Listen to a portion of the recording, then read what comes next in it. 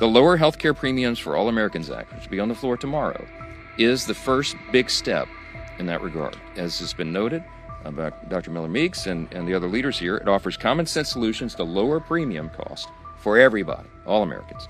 It expands access to quality care, provides every American with more options and flexibility to choose coverage that works for them, and it brings greater transparency to America's healthcare system. And here's how. The bill has 5 key reforms. I'll just reiterate some of this real quickly. It reduces premium costs through cost-sharing reduction payments.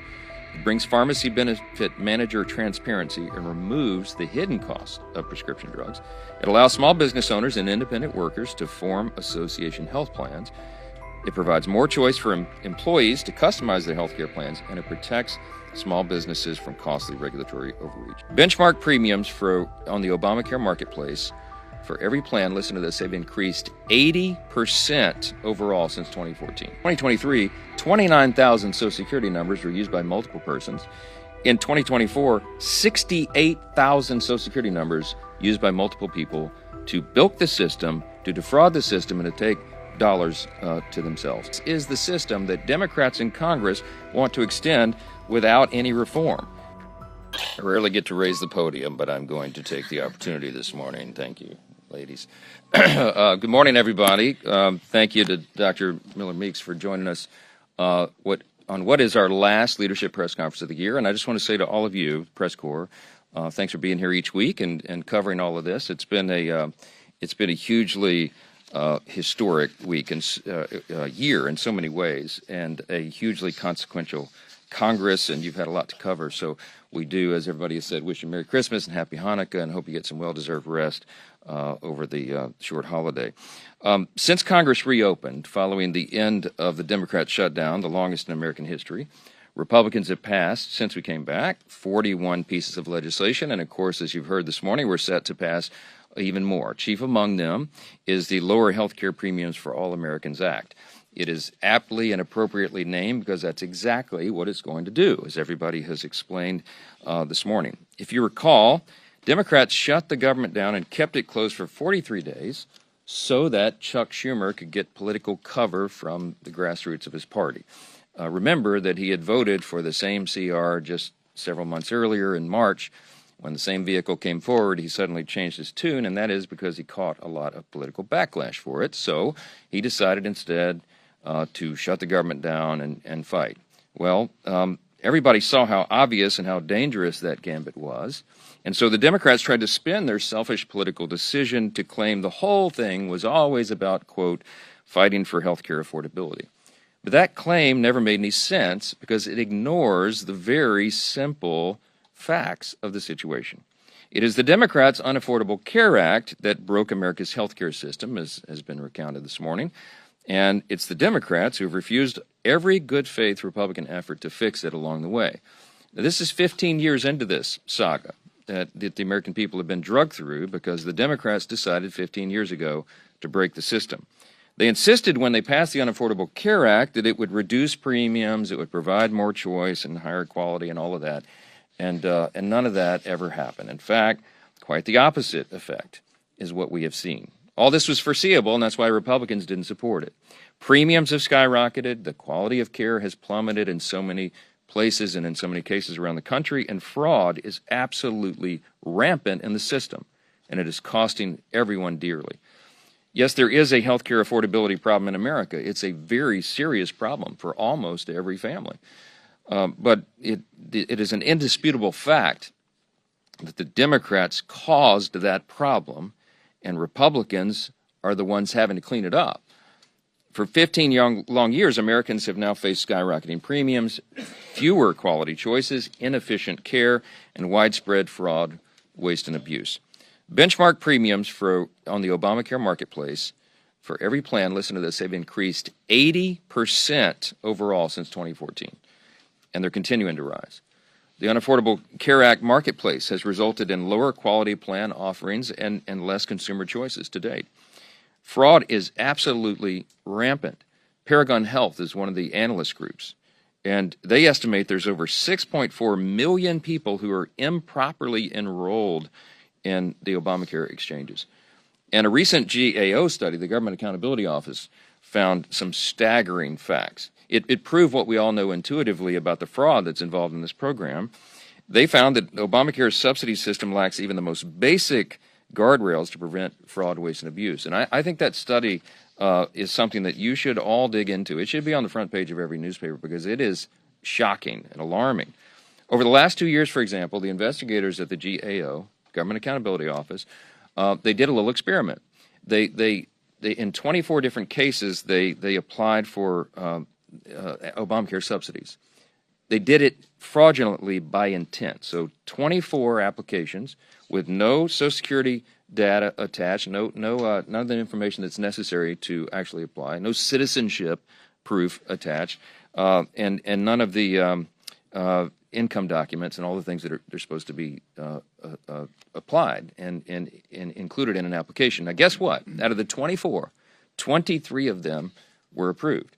And they've been paid tens of thousands of dollars, some of them as recently as September of this year, the GAO tracking all of this fraud, wondering, hoping if anybody will ever pay any attention to it and stop it.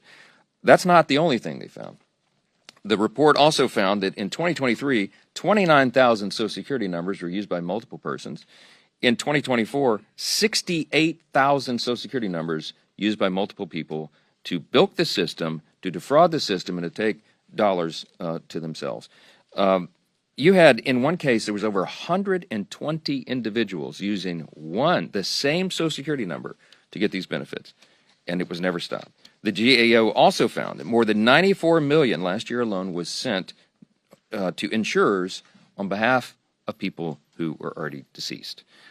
It's a serious, serious problem in the system. It's why the costs are so high. And this is the system that Democrats in Congress want to extend without any reform. We just can't have that. The Washington Post summarized all this best in one simple sentence. They said, quote, "The real problem is that the Affordable Care Act was never actually affordable." That's the problem. America's healthcare system should be the envy of the world. Instead, it's the most expensive in the world, and the American people are not getting any healthier because of all this madness. A new Gallup poll released yesterday found that 70% of Americans have a negative outlook on our healthcare system for all the obvious reasons. All Americans deserve a healthcare system that puts patients first, one that meets their needs with more access, more choice, and more affordable quality care. And House Republicans have offered legislation to begin fixing what is broken and to restore integrity to our nation's healthcare system. And it's so long overdue. The Lower Healthcare Premiums for All Americans Act, which will be on the floor tomorrow, is the first big step in that regard. As has been noted by Dr. Miller Meeks and the other leaders here, it offers common sense solutions to lower premium cost for everybody, all Americans. It expands access to quality care, provides every American with more options and flexibility to choose coverage that works for them, and it brings greater transparency to America's healthcare system. And here's how. The bill has 5 key reforms. I'll just reiterate some of this real quickly. It reduces premium costs through cost-sharing reduction payments. It brings pharmacy benefit manager transparency and removes the hidden cost of prescription drugs. It allows small business owners and independent workers to form association health plans. It provides more choice for employees to customize their health care plans, and it protects small businesses from costly regulatory overreach. According to the latest CBO projection, Republicans' cost-sharing reduction payments, just that provision alone, would reduce premiums by at least 11% and will save taxpayers tens of billions of dollars, about $30 billion. Contrast this with the Democrats' proposal. Now, what is their proposal? The Democrats' subsidy proposal would only lower premiums for a small subset of people. Now, think of this. Just 7% of Americans would benefit. When they passed the COVID-era enhanced subsidy, enhanced premium tax credit, okay, it would only affect, and only did affect, 7% of the American people.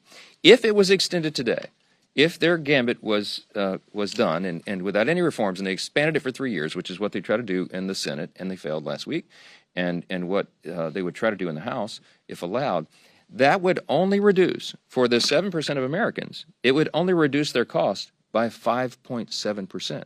Okay, this is not some solution to the problem. It's just adding more money. It's further subsidizing a broken system, and the subsidies go to insurance companies. They're not trying to solve the cost problem. They're trying to hide that, and it's not the way to fix it. It would also, by the way, cost taxpayers, if the subsidy was extended, would cost American taxpayers $350 billion over the next 10 years. Again, the proposal doesn't lower healthcare costs in any way. It only hides the true cost of the failed law. And I'll remind you, CSR payments are not a new idea. In fact, in 2017, the thing that we're going to put on the floor tomorrow, a big part of that, 196 House Democrats, many of them still in Congress, wrote a letter in support of that very idea. Exactly what the Republican bill this week will accomplish. Now, they won't tell you that this week. I'm certain they're all going to vote against it. Why? As was said here many times this morning, they do not want a solution. Democrats do not want a solution.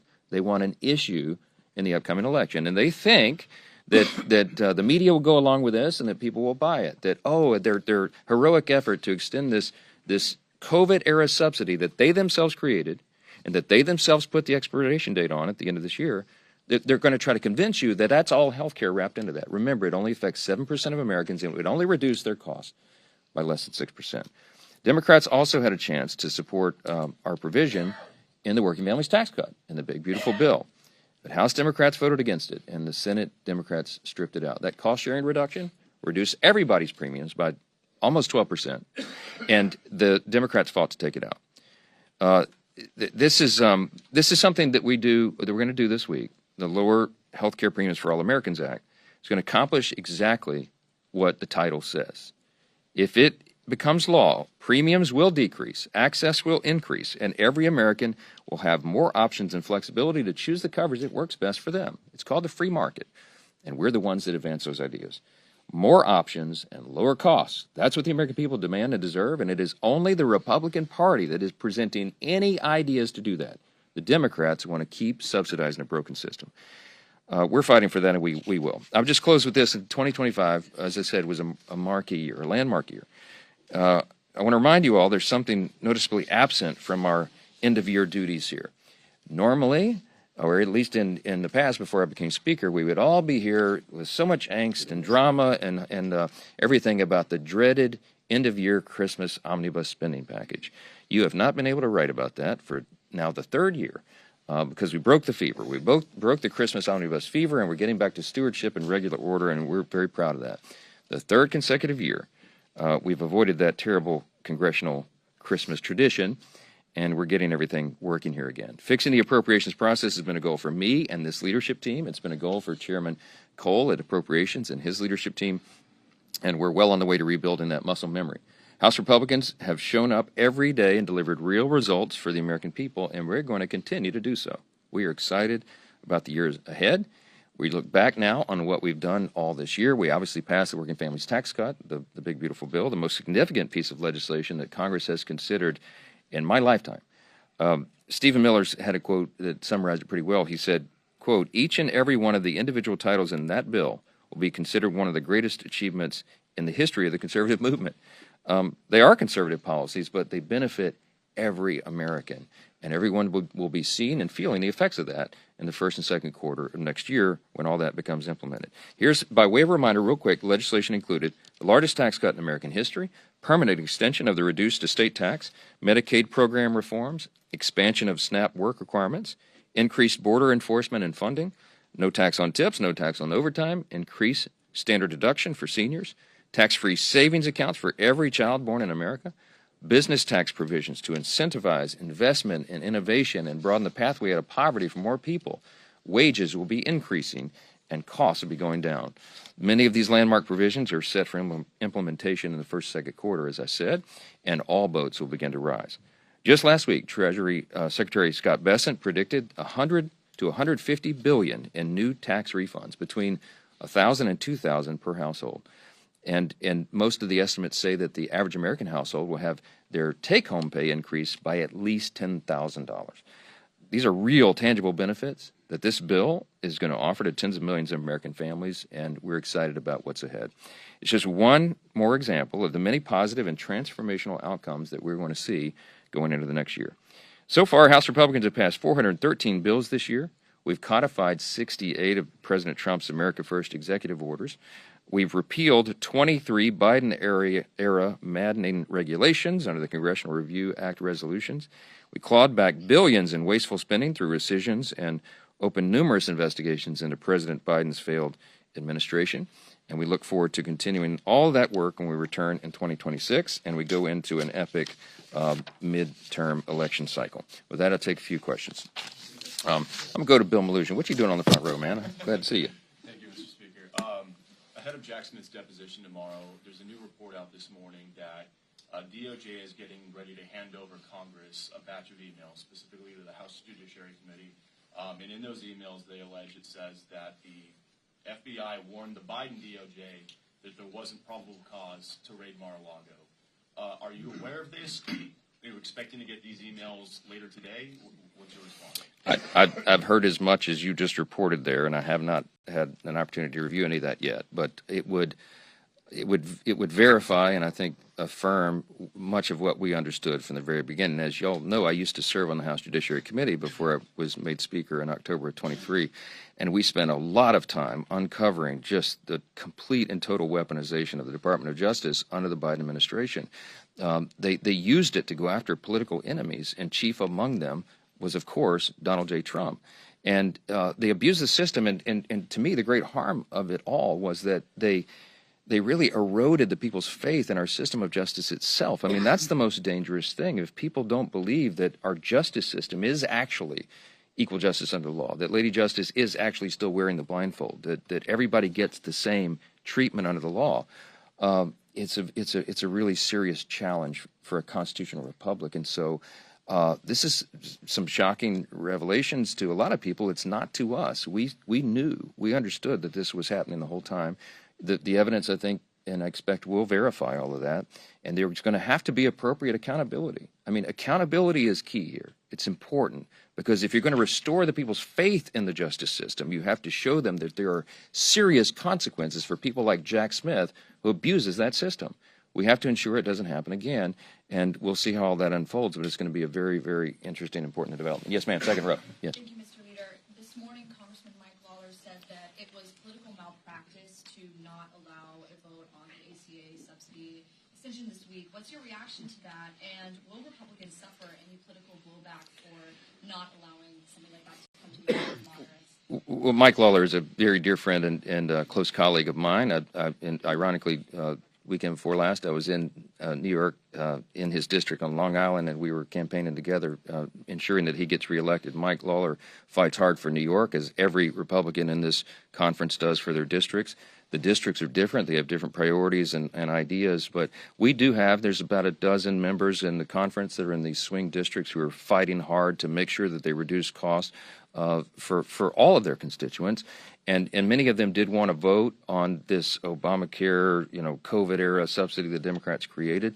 We looked for a way to try to allow for that pressure release valve, and it just was not to be. We worked on it all the way through the weekend, in fact, and in the end, there was not an agreement wasn't made. Now, everybody was at the table in good faith, and I certainly appreciate the views and the opinions of every member of this conference. But I will tell you one thing they will all join in unity on is voting for this bill that we've been discussing this morning, because, again, instead of just trying to assist 7% of Americans, this is for 100% of Americans, and we can handle that and do that together. I hope that Democrats will come along with us. If they're serious about solving the problem and bringing down cost of health care, they'll all fully support it as well. But I think you're going to see they're playing politics with this. Back row, yes, ma'am. Last week, President Trump said that his legislative agenda is essentially done.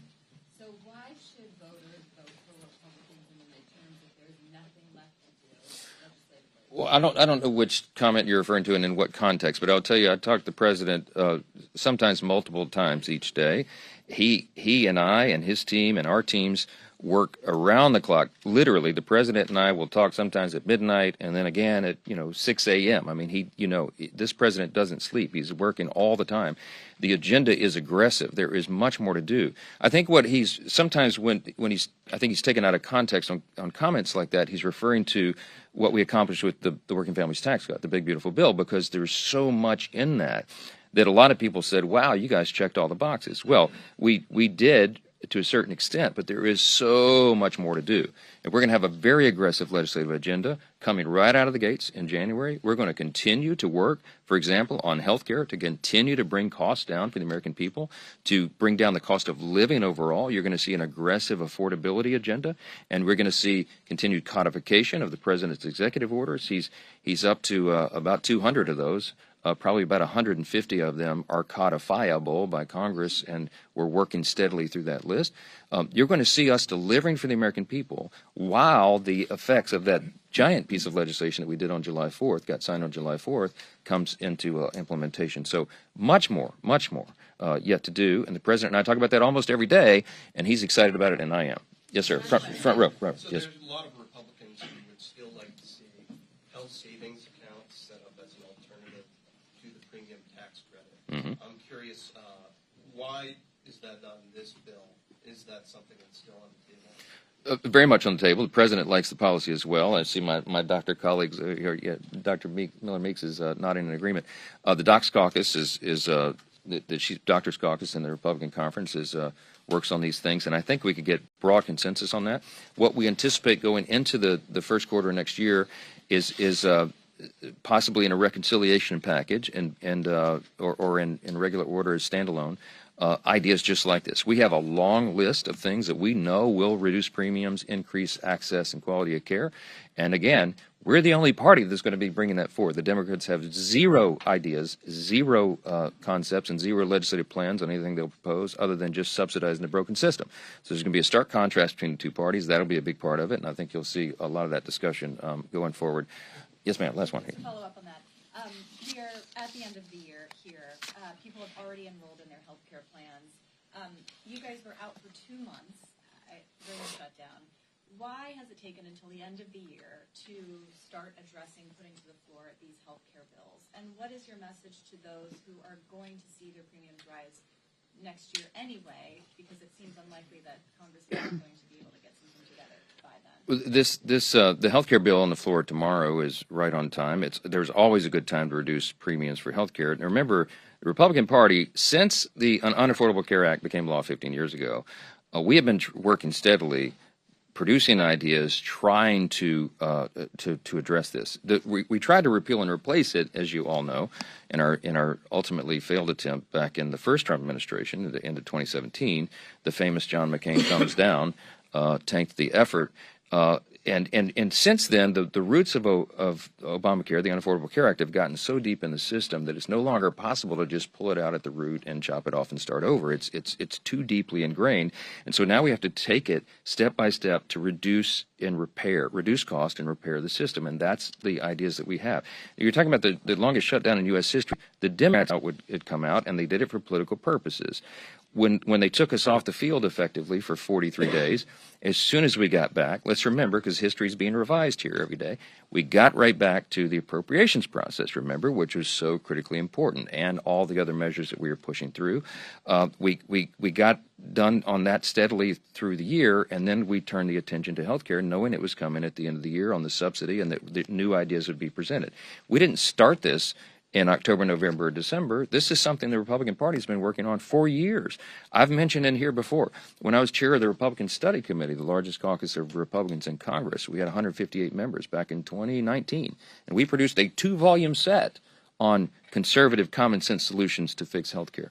We've never been able to get the votes to fix it because the Democrats have been unwilling to go along, and you can go back and look at the record and show over and over all they want to do is continue to throw taxpayer dollars and subsidize the broken system. The reason the premiums are up 80% since the bill was passed by the Democrats in 15 years ago is because they're further ingraining a broken system. So it's up to us to fix it. This is one piece, one part of that. And in the first quarter, January, February next year, you're going to see much more activity of this. The American people's attention is on health care for the obvious reason. It is a very serious problem. But remember this, the Democrats broke it, Republicans are going to fix it. I wish you all a blessed holiday. Thanks so much.